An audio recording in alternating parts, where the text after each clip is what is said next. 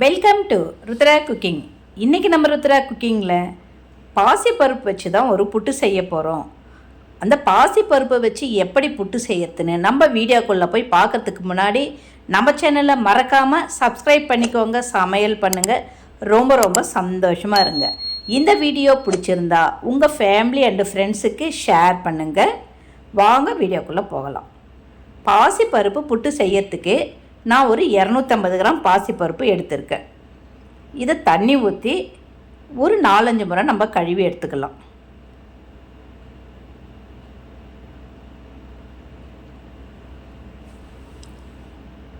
இப்போ 4-5 முறை நம்ம கழுவிட்டோம்.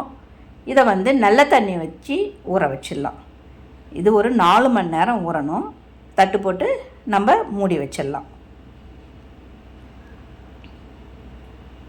இப்போ 4 மணி நேரம் ஆயிடுச்சு. பாசிப்பருப்பு நல்லாவே ஊறி இருக்குது. இதை நம்ம மிக்ஸி ஜாரில் சேர்க்கும்போது மொத்தமாகவும் போட்டு அரைக்க முடிஞ்சாலும் அரைச்சிக்கோங்க, இல்லை பாதி பாதியாக நம்ம சேர்த்து அரைச்சிக்கலாம். இப்போ நான் ஒரு பாதி தான் சேர்த்து அரைக்க போகிறேன். இதை முழுக்க மாதிரி அரைக்கூடாது, கொஞ்சம் கொரகொரப்பாக அரைக்கணும். அதனால் ஃபல்ஸ் மூடில் வச்சுக்கோங்க, கொஞ்சம் கொரகொரப்பாக அரைச்சிக்கலாம்.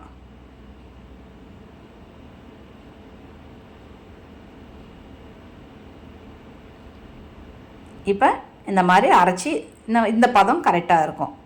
இப்போ இந்த மாதிரி அரைச்சி எடுத்ததை நம்ம ஒரு பவுலில் சேர்த்துட்டு மீதி இருக்கிற பாசிப்பருப்பு எல்லாத்தையுமே நம்ம அரைச்சி எடுத்துக்கலாம். நம்ம இந்த பாசிப்பருப்பு புட்டு தான் செய்ய போகிறோம். அதுக்கு புட்டுக்கு ஸ்வீட்டு, அதனால் உப்பு மொத்தமாக போடக்கூடாது.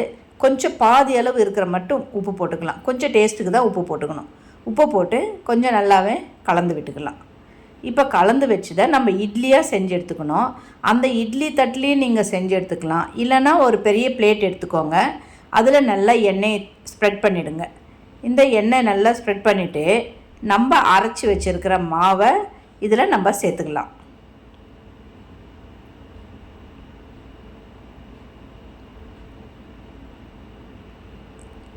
தட்டு பெருசாக இருந்தால் எல்லா மாவுமே சேர்த்து கூட நம்ம இட்லி வச்சிடலாம். அப்படி உங்களுக்கு பெரிய தட்டு கிடைக்கலாம், சின்ன சின்ன தட்டாக கிடைச்சதுன்னா பாதி அளவு வச்சுட்டு மீதி கூட இன்னொரு வாட்டி நம்ம இட்லியாக செஞ்சு எடுத்துக்கலாம். இப்போ இதை ஒரு குக்கரில் வச்சு தான் நம்ம வேக வைக்கணும். ஒரு குக்கர் எடுத்துக்கிட்டு கீழே ஒரு கிண்ணம் வச்சுடுங்க, அதுலேயும் தண்ணி இருக்கட்டும். அதுக்கு மேலே நம்ம மாவு ஊற்றி வச்சுருக்கிற தட்டை வச்சிடலாம். தட்டை வச்சுட்டு இப்போ மூடி போட்டு மூடி வச்சிடலாம். இதுக்கு விசில் நீங்கள் போட வேண்டாம். நம்ம ரெகுலராக எப்படி இட்லி வேக வைக்கிறோமோ அதே மாதிரி ஒரு 20 நிமிஷம் வேகட்டும். இப்போ 20 நிமிஷம் ஆயிடுச்சு. நம்ம திறந்து பார்த்துடலாம். நல்லாவே வந்திருக்கு. கத்தி எடுத்து நம்ம உள்ளே விட்டு பார்த்தோம்னா 2 பக்கமும் ஒட்டாமல் இருக்கணும். கத்தியில் ஒட்டாமல் இருந்தாவே இட்லி வெந்துடுச்சு. இப்போ வெந்த இட்லியை நம்ம நல்லா ஆற வச்சிடலாம். ஆற வச்சுட்டு அதை சின்ன சின்ன பீஸாக கட் பண்ணி எடுத்துக்கணும். இது ஷேப்லாம் தேவையில்லை. இட்லியை அந்த தட்டிலேருந்து எடுக்கணும். அதுக்காக நம்ம அந்த கத்தியாலே சின்ன சின்ன பீஸாக கட் பண்ணிக்கலாம்.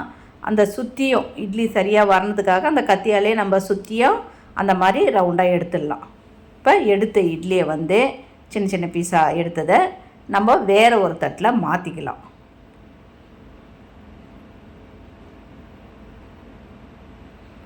இப்போ இதை நம்ம வேறு தட்டில் திருப்பி வச்சோம்னா தட்டில் இருக்கிற இட்லியெல்லாம் அதில் கொட்டிக்கும். இப்போ இந்த மாதிரி தட்டி எடுத்துட்டோன்னா எல்லா இட்லியும் இந்த தட்டில் வந்துடுச்சு. இதை நம்ம கொஞ்சம் நேரம் ஃப்ரீசரில் வைக்கணும். ஃப்ரீசரில் வச்சோம்னா இட்லி நல்லா உதிரி உதிரியாக வரும். ஃப்ரீசரில் வச்சுட்டு கையாலே உதிர்க்க முடிஞ்சாலும் நீங்கள் கையாலே உதிர்த்துக்கலாம். அப்படி இல்லைன்னா மிக்ஸி ஜார் எடுத்துக்கோங்க.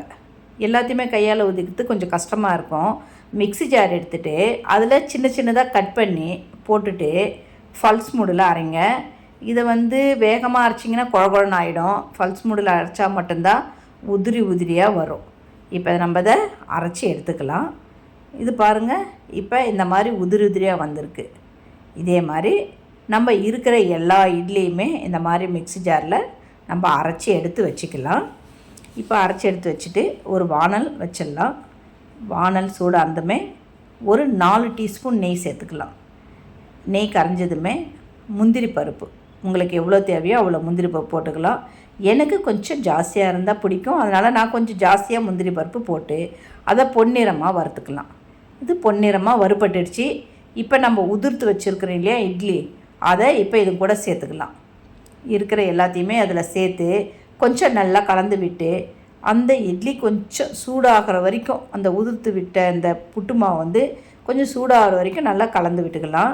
லைட்டாக சூடானா போதும், அதிகமாக சூடாக வேண்டாம். இது எல்லா பக்கமும் நல்லா கலந்து விட்டுக்கிட்டு இது சூடானதுமே உங்களுக்கு சர்க்கரை, நாட்டு சர்க்கரையாக இருந்தாலும் சேர்த்துக்கலாம், வெல்லமும் சேர்த்துக்கலாம். நான் வந்து வெள்ளை சர்க்கரையும் சேர்த்துக்கலாம். நான் வெள்ளை சர்க்கரை தான் போட்டுக்கிறேன். வெள்ளை சர்க்கரை போட்டு லேசாக, ரொம்ப சூடாக வேணாம், லேசாக சூடாக்கினா போதும். அது நல்லா கலந்து விட்டுக்கணும். அதிகமாக சூடு வச்சிட்டிங்கன்னா அந்த சர்க்கரை வந்து கட்டி கட்டி ஆயிடுச்சுன்னா நம்ம சாப்பிடும்போது வாயில் வந்து கட்டி கட்டி ஆகப்படும். அதனால் லேசாக சூடாக நல்லா கலந்து விட்டுக்கோங்க.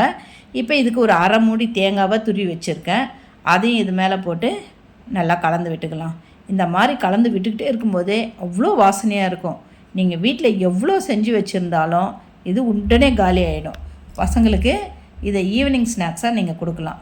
கடைசியாக இதில் ஒரு அரை டீஸ்பூன் ஏலக்காய் தூளை சேர்த்திங்கன்னா அருமையான அட்டகாசமான ஒரு பாசிப்பருப்பு புட்டு ரெடி ஆகிடுச்சு. இது சாப்பிட்றதுக்கும் டேஸ்ட்டாகவும் இருக்கும், உடம்புக்கும் ரொம்ப ரொம்ப நல்லது. அருமையான பாசிப்பருப்பு புட்டு ரெடி ஆகிடுச்சு. நீங்களே இதை வீட்டில் ட்ரை பண்ணி பாருங்கள். மறக்காமல் நம்ம சேனலை சப்ஸ்கிரைப் பண்ணிக்கோங்க, சமையல் பண்ணுங்கள், ரொம்ப ரொம்ப சந்தோஷமாக இருங்க. இந்த வீடியோ உங்களுக்கு பிடிச்சிருந்தா உங்கள் ஃபேமிலி ஃப்ரெண்ட்ஸுக்கு ஷேர் பண்ணுங்கள். நன்றி, வணக்கம்.